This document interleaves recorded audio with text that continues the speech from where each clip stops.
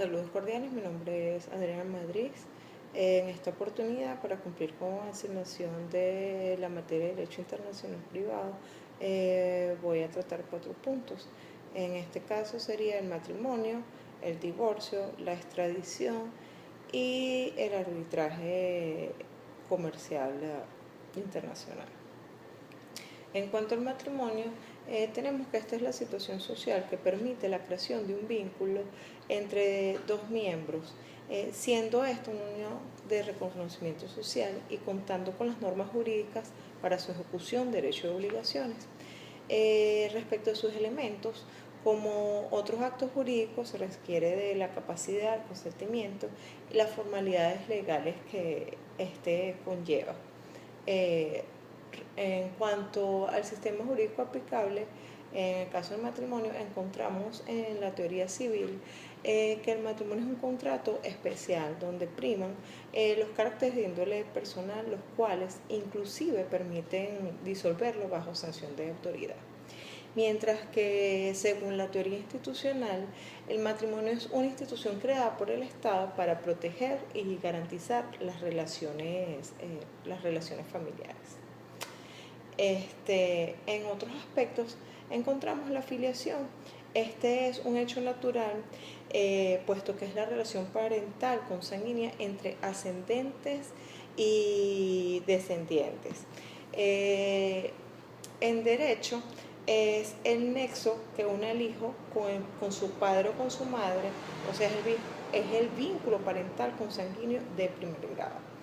En cuanto a los tipos de filiación, tenemos la materna y la paterna, que como en toda filiación surten efectos una vez probados, siendo indudablemente más sencillo comprobar la maternidad que la paternidad. Otro tipo de filiación sería la consanguínea, en la que podemos encontrar dos tipos principales de hijos. Entre ellos tenemos los hijos legítimos, que son los nacidos dentro del matrimonio, y los hijos naturales, que son los nacidos fuera del matrimonio. Pasamos a la patria potestad. Es que esta la definiremos como el conjunto de deberes y derechos de los padres en relación con los hijos que no hayan alcanzado la mayoría. Este tiene por objeto el cuidado, desarrollo y educación integral de los hijos. Y por último, encontramos la tutela, que trata sobre la potestad que se tiene sobre una persona libre conferida por el derecho civil a razón de proteger a quien por su edad no puede defenderse por sí mismo. El segundo punto a tratar sería el divorcio en el derecho internacional privado. Según la ley del derecho internacional privado, en su artículo 23, el divorcio y la separación de cuerpos se rigen por el derecho de domicilio del cónyuge que intenta la demanda. Entre los efectos internacionales del divorcio encontramos que una sentencia de divorcio depende de distintas circunstancias, entre estas que esta haya sido pronunciada por autoridad competente y de acuerdo a la ley internacional, según sea el sistema positivo del derecho internacional privado del país que la examine. En segundo lugar, que los tratados del país dependerá de los tratados que el país tenga suscrito. Y tercer y último lugar, el concepto de orden público interno y de orden público que ha disuelto la comunidad conyugal y extingue la vocación hereditaria. Respecto a la eficacia internacional del divorcio, tenemos que las normas que resuelven un caso de divorcio pueden ser supranacionales o nacionales. Las normas supranacionales son aquellas que están contenidas en los tratados internacionales celebrados por los estados. Estas tienen, por supuesto, validez internacional, mientras que las normas nacionales son dictadas por cada estado según su legislación interna. A pesar de que ambas normas tienen la misma finalidad en esta materia, sus consecuencias son totalmente diferentes. pues en el caso de las normas nacionales, esta podría ser cuestionada en muchos casos. Por otra parte, respecto de la eficacia internacional del divorcio, en la ejecución de sentencias extranjeras, los estados tienen sistemas particulares y la eficacia en la sentencia extranjera estará sometida al cumplimiento de los requisitos exigidos en los respectivos estados donde ésta se quiera ejecutar. Para cerrar, definiremos lo que es la separación de cuerpos. Esta es la situación jurídica en que se encuentran los casados cuando, permaneciendo en el matrimonio, ha quedado suspendido entre ellos el deber conyugal de convivencia por sentencia firme o por decreto judicial de separación de cuerpos. No es lo mismo la separación de cuerpos que el divorcio. Podríamos decir que la separación de cuerpos es un paso previo al divorcio como tal. Pasando al tercer punto, en este caso es la extradición, encontramos que la extradición es el proceso que impulsa a la autoridad estatal para enviar a un sujeto a otra nación, permitiendo que las autoridades de este segundo estado puedan desarrollar un proceso judicial contra el individuo en cuestión, de manera tal que se posibilita que la persona pague en el territorio una sanción ya establecida. Ahora bien, existen dos tipos de extradición. La extradición activa, que es cuando el estado requiriente es el venezolano, y la extradición pasiva, que es cuando un estado extranjero solicita la extradición a quien se encuentra en territorio venezolano.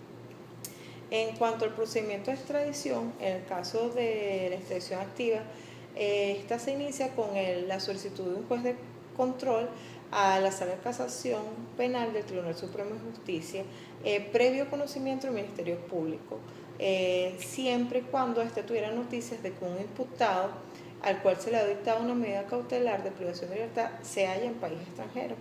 En caso de fuga de quien esté cumpliendo condena, el trámite ante la sala penal debe iniciar un juez de ejecución. El Tribunal Supremo de Justicia tendrá en este caso 30 días contados a partir de recibir la documentación pertinente para decidir si se procede o no con la solicitud de extradición.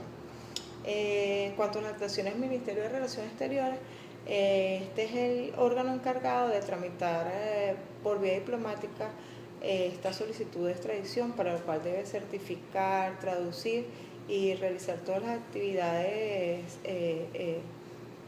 necesarias en un plazo máximo de 60 días, no más de esos de 60 días. El Ejecutivo Nacional, fundamentándose en la solicitud realizada ante el Tribunal Supremo de Justicia, podrá solicitar al Estado requerido la detención preventiva de esta persona, de la persona solicitada, y la retención de los objetos que pudieran ser concernientes al delito.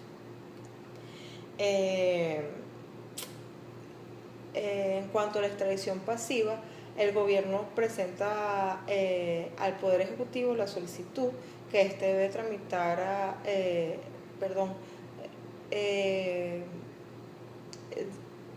el gobierno extranjero presenta al Poder Ejecutivo la solicitud que éste debe remitir al Tribunal Supremo de Justicia con la documentación recibida. En caso de que no se presente la documentación necesaria, estos podrán ofrecer su posterior entrega siempre y cuando se solicite que se produzca la aprehensión del imputado. Esto debe ser a solicitud del Ministerio Público. Y dependerá también de la gravedad del caso, en que esté implicado él o los sujetos en cuestión. En ningún caso la presentación de la documentación prometida, por llamarlo de alguna manera, podrá exceder de 60 días continuos. Si se ven ser laxo sin que la documentación ofrecida sea presentada al Tribunal Supremo de Justicia, se ordenará la libertad del aprendido y no habrá perjuicio de acordar nuevamente la privación de libertad si posteriormente se recibiera esta documentación. Para la decisión de extradición, el Tribunal Supremo de Justicia convocará una audiencia oral dentro de los 30 días siguientes. A esta audiencia deberán concurrir el imputado y su defensor, quienes expondrán sus alegatos. Concluida la audiencia, el Tribunal Supremo de Justicia tendrá 15 días, un lapso de 15 días para decidir. En cuanto a la extradición en el derecho internacional privado, tenemos que esto es un mecanismo jurídico-político, porque dentro de los diversos sistemas aceptados en los diferentes países que integran la comunidad internacional, el procedimiento de extradición es inminentemente jurisdiccional o solamente administrativo, aunque en ciertos países se dé la doble intención del estamento jurisdiccional y administrativo. La extradición existe en virtud de tratados bilaterales o multilaterales y en ausencia de los mismos se concede ofrece de conformidad a la normativa procesal interna. Como punto final, trataremos el arbitraje comercial internacional. Este es un método alternativo de solución de conflictos por excelencia en el ámbito comercial. Este se constituye para la comunidad nacional e internacional y es el mecanismo idóneo para resolver los conflictos de las actividades que de esto se deriven.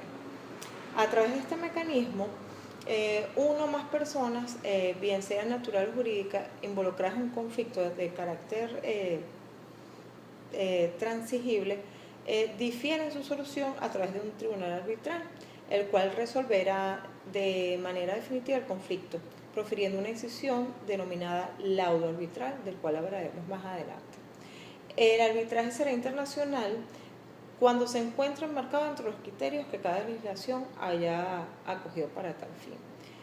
Respecto a las características del arbitraje, tenemos que el arbitraje es consensual, puesto que únicamente puede tener lugar si ambas partes en conflicto lo han acordado.